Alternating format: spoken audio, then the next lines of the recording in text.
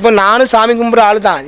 எந்த சாமியும் வந்து உங்கள் வீட்டையோ என் வீட்டையோ அடைச்சே வாங்கியோ நீ இந்த கோயிலை கட்டுன்னு எந்த சாமியும் சொல்லாது. கோவிலுக்கு சொந்தமான இடம் இருக்குது, அந்த இடத்த நீங்கள் எனக்கு எழுதி தரணும்.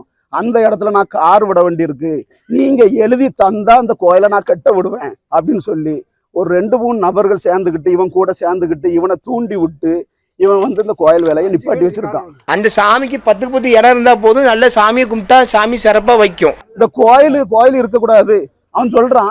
ஒரு 10க்கு 10 வச்சு சாமியை கும்பிட்டா ஆகாதோ? அவன் என்ன சார் சொல்றது? 10க்கு 10 கோயிலை வச்சு கும்பிட்டான்னு அவன் என்ன சொல்றது? எங்க முன்னோர்கள் கட்டின கோயிலை உடைச்சு நாங்க சொத்தோன் ரூம் வச்சு கும்பிட முடியுமா? ஒரு 10க்கு 10 கோயில்ல சாமி இருக்காதா? அந்த சாமியை கும்பிட்டா பலன் தராதான்னு இவன் கேட்கான், ஜிபி முத்து. இப்போ அவனுக்கு வந்து வருமானம் குறைஞ்சிட்டான். அந்த யூடியூப்லயும் அந்த வீடியோவிலையும் வருமானம் குறைஞ்சிட்டான். இப்போ இங்கதான் இருக்கான். இங்க இருந்துகிட்டு எங்களை பாடாப்படுத்தி கேட்ட மீடியா தெரியுங்க, அது தெரியுங்க, இது தெரியுங்க. இவன் இவ்வளவு தூரம் எங்களுக்கு இடைஞ்சல் பண்ணிட்டு இருக்கான்.